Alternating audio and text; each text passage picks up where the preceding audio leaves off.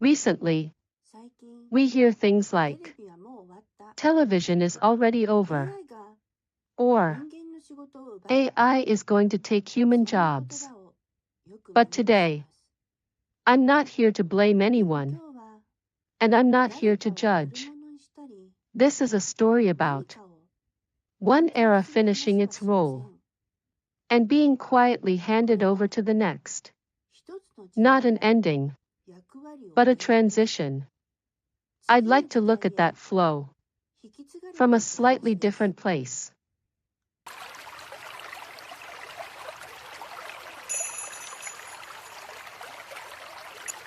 Hello. I speak from the position of a Miko, someone who has observed people and the flow of time. A Miko is not someone who predicts the future. We don't give definitive answers. We don't declare what is right.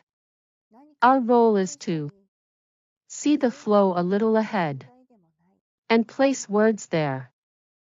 From that position, today I want to talk about how the role of speaking is shifting from television to AI and now to individuals.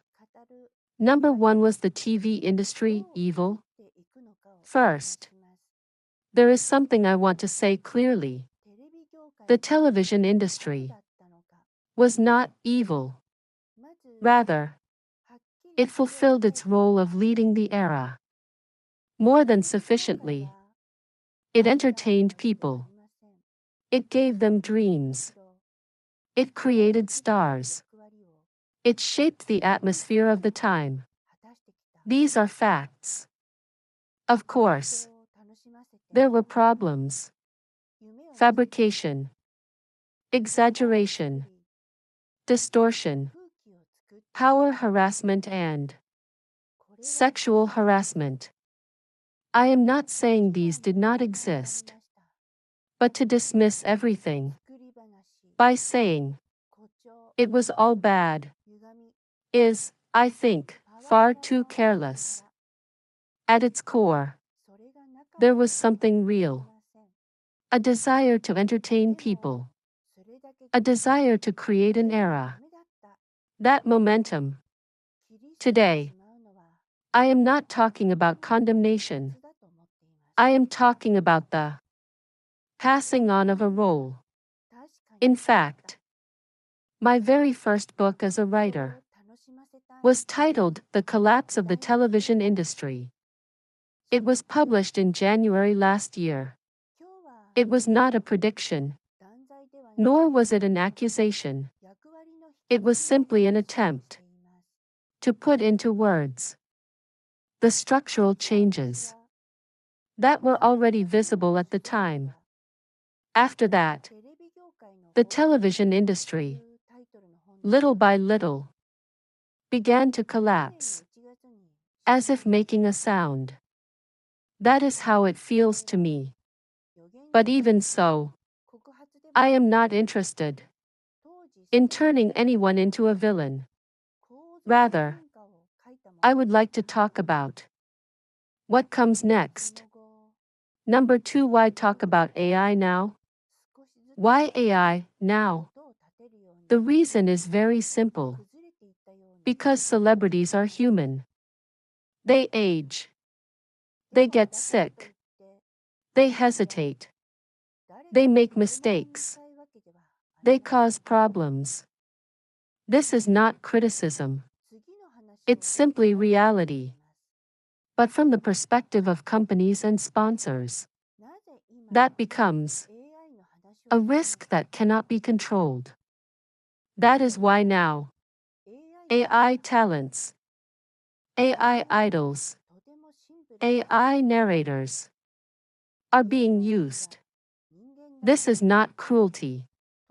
It is inevitability from a corporate logic. This is not an emotional argument. It's a structural one. Number three, people will get used to AI. At first, it feels strange. AI voices, AI images, It feels off. It feels uncomfortable. But people always get used to it. That happened with car navigation systems, with automatic translation, with electronic voices. After people get used to it, they begin to look at something else. Not who is speaking, but what is being said. This is where the axis of evaluation completely shifts. Number 4. What remains with humans as AI increases? What AI is good at? Perfection, safety, efficiency, durability. It doesn't get tired. It doesn't age. It doesn't make careless mistakes. So what remains with humans? Aging, hesitation, prayer, time, fluctuation, the ability to move forward while holding contradictions. This is very important. Humans cannot always decide what is black or white. We live while leaving answers unresolved, seeing both sides, without cutting them into good and evil. That perspective is something AI cannot do.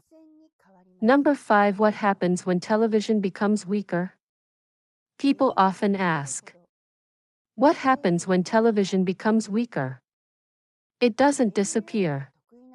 It disperses. The role of speaking is divided.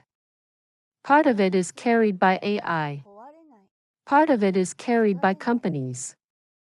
And the most important part is carried by individuals. This is where the era shifts. Number 6. The era of individual movies. Today, you don't need a huge budget. You don't need a studio. 5 minutes is enough. Even 30 seconds is enough. If there is a perspective, a structure, and space, then it is already a work. The act of speaking, once monopolized by television, is returning to individuals. Number 7. My position as a Miko. I do not reject AI.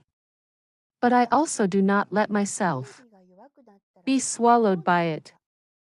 Not using or being used, but choosing to stand in between, a distance where we coexist. Number 8. Conclusion. I did not predict the future. I only saw the flow slightly ahead and placed words there. And now, the era is catching up. AI is not an enemy. It is something that brings into relief what humans are truly meant to do. Ending. Thank you very much for listening until the end. If something in today's talk remained with you, even quietly, I would be grateful for your support through a follow or a like.